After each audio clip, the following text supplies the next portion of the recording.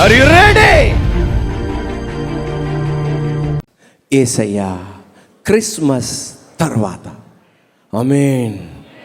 యేసయ్యా Christmas తర్వాత. మత్తయి సువార్త 2వ అధ్యాయం 13వ వాక్యం.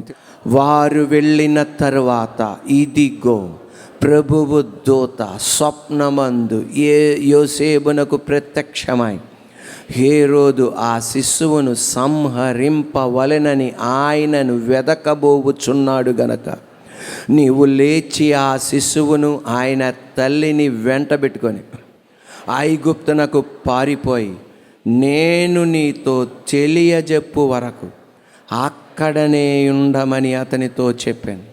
The gospel of Matthew 2nd chapter 13th was when they had gone, an angel of the Lord appeared to Joseph in a dream. Get up, he said, take the child and his mother and escape to Egypt. Stay there until I tell you, for Herod is going to search for the child to kill him. Yesayya Christmas తర్వాత. మనందరి జీవితంలో నువ్వు జీవించి ఉంటే ఈ ఒక్క మాట మనం వినాల్సి వస్తుంది. ఏ మాట? తర్వాత. ఏ మాట? ఆఫ్టర్వర్డ్స్. ఏ మాట? మనం జీవించి ఉంటే ఏ మాట వినాల్సి వస్తుంది? ఆఫ్టర్వర్డ్స్. అంటే ఏంటిది? తర్వాత. మా వివాహం చేసుకున్న తర్వాత, మా పెద్ద కుమారుడు జన్మించిన తర్వాత, రెండో కుమారుడు జన్మించిన, చెప్పలే, తరువాత పెద్ద కుమార్తె జన్మించిన తర్వాత, చిన్న కుమార్తె జన్మించిన తర్వాత, ప్రమోషన్ వచ్చిన తర్వాత, మా పెద్ద కుమారుడు వివాహం అయిన తర్వాత, రెండో కుమారుడు వివాహం అయిన తర్వాత, మా పెద్ద కుమార్తె వివాహం అయిన తర్వాత, అలాగే క్రిస్మస్ అయిన తర్వాత. ఈ తర్వాతలో కొన్నిసార్లు మేలుకరంగా జరగచ్చు, ఘనంగా జరగచ్చు, హెచ్చింపుగా జరగచ్చు, మనం ఆశించినట్టు జరగచ్చు, ఊహించినట్టు జరగచ్చు, మనం అనుకున్న పద్ధతుల్లో జరగచ్చు. కొన్నిసార్లు మనం ఆశించినట్లు జరగవు.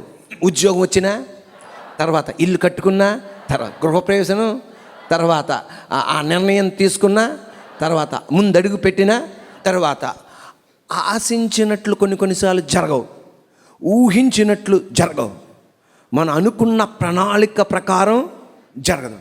అప్పుడు నువ్వు ఎలా స్పందిస్తావో అనేది చాలా ముఖ్యం. ఇక్కడ యోసేపు మరియలు యేసు ప్రభు వారికి జన్మమిచ్చారు. అంటే క్రిస్మస్ జరుగుతుంది. అక్కడ ఏం జరుగుతుంది? అంతే. కైసర్ అగస్తుస్ అన్న చక్రవర్తి ఒక ఆజ్ఞ జారీ చేశాడు వారి దేశానికి వెళ్ళాలని. అందువలన ఆ దేశం నుండి, ఆ పట్టణం నుండి, ఆ ప్రాంతం నుండి, ఆ ప్రాంతం నుండి ఉన్న వాళ్ళందరూ బెత్లెహేమ్కి వచ్చారు. పశువుల పాకలో ఒక తొట్టెలో యేసుప్రభువును పరుండబెట్టారు. దేవదూతలు దిగినాయి, గొర్రెల కాపరులు వచ్చారు. క్రిస్మస్ చాలా అద్భుతంగా జరిగింది. ఎలా జరిగింది? కన్యక మరియకి యోసేపులకి ఎలా జరిగింది? చాలా అద్భుతంగా జరిగింది. మనకు కూడా యేసయ్య కృప వలన మన మందిరంలో కూడా క్రిస్మస్ అద్భుతంగా జరిగింది. దేవుని కృప వలన బాగా జరిగింది. నెల రోజుల నుండి భారతదేశం ప్రపంచ వ్యాప్తంగా అంతా క్రిస్మస్ అట్మాస్ఫియరే, మొత్తం క్రిస్మస్ వాతావరణమే. ఎక్కడ చూసినా క్రిస్మస్ ట్రీలు, ఎక్కడ చూసినా క్రిస్మస్ స్టార్స్, ఎక్కడ చూసినా శాంటా క్లాస్, క్రిస్మస్ తాత, ఎక్కడ చూసినా బెల్స్, ఎక్కడ చూసినా రిబ్బన్లు, అంతా గ్రీటింగ్స్, అంతా క్రిస్మస్ వాతావరణమే. టీచర్ల క్రిస్మస్, పాస్టర్ల క్రిస్మస్, విశ్వాసుల Christmas, children Christmas, adult Christmas, youth Christmas, ఎక్కడ చూసినా ఏదో ఒక క్రిస్మస్. కానీ ఆ క్రిస్మస్ జరిగింది, ఆ నెలంతా వాతావరణం జరిగింది. తర్వాత మనకు కూడా ఏమొచ్చింది? క్రిస్మస్ తర్వాత. కన్యక మరియకి యోసేపులకి క్రిస్మస్ తర్వాత ఊహించినట్లుగా, ఆశించినట్లుగా జరగల. ఈ రోజున మనకు కూడా క్రిస్మస్ అయిపోయింది. ఊహించినట్టు జరుగుతుందా? సంతోషం. నువ్వు ఆశించినట్టు జరుగుతుందా? సంతోషం. నీ ప్రణాళిక ప్రకారం జరుగుతుందా? సంతోషం. దేవుని చిత్త ప్రకారం జరుగుతుందా? సంతోషం. నువ్వు ఆశించిన దానికన్నా, ఊహించిన దానికన్నా మించింది జరుగుతుందా?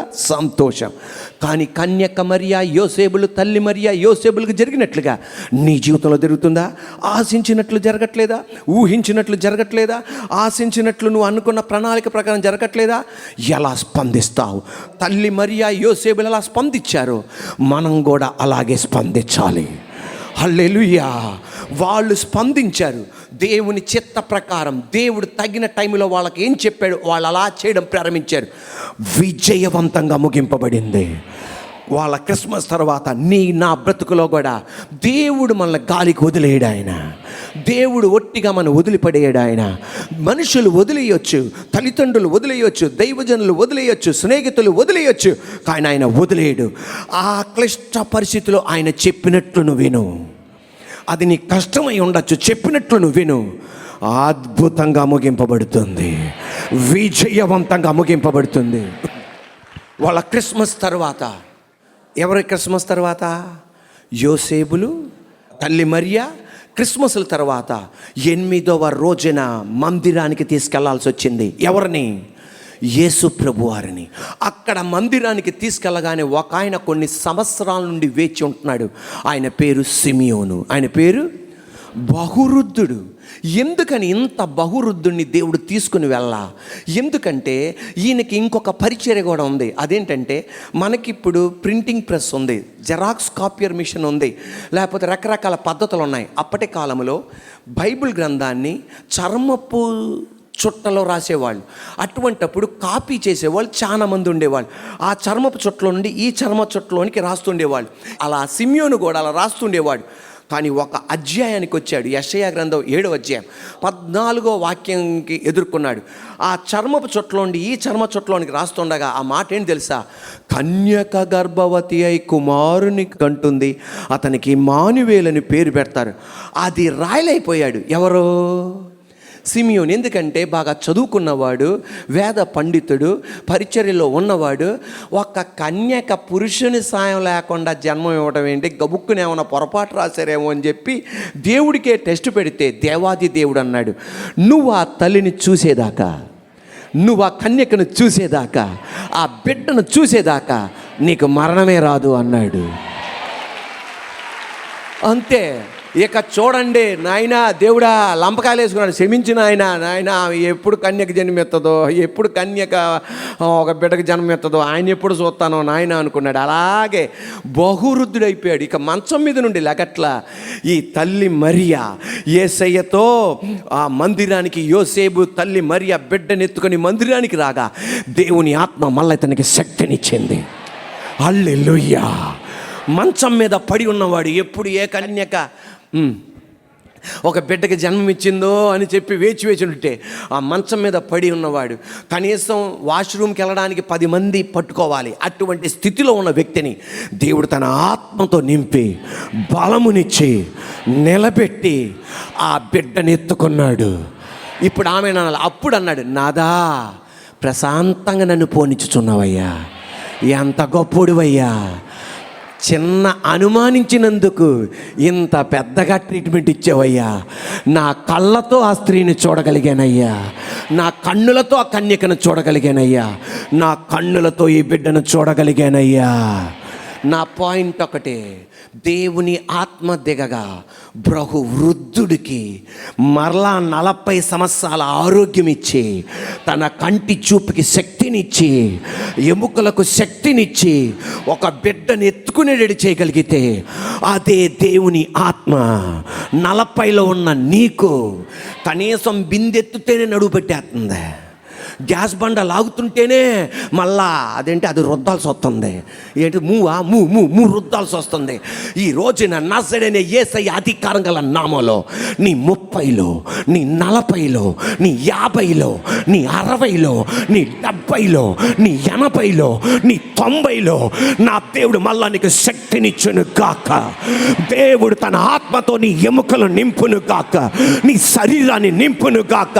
నడి నెత్తి మొదలుకొని పాదం వరకు నా దేవా, నీ బిడ్డలు ఉద్యోగాలు చేసుకోవడానికి, కుటుంబ జీవితం కొనసాగించడానికి, అప్పగించిన పరిచర్యలు చేయడానికి యేసు నామములో వారికి బలం అనుగ్రహింపబడును గాక.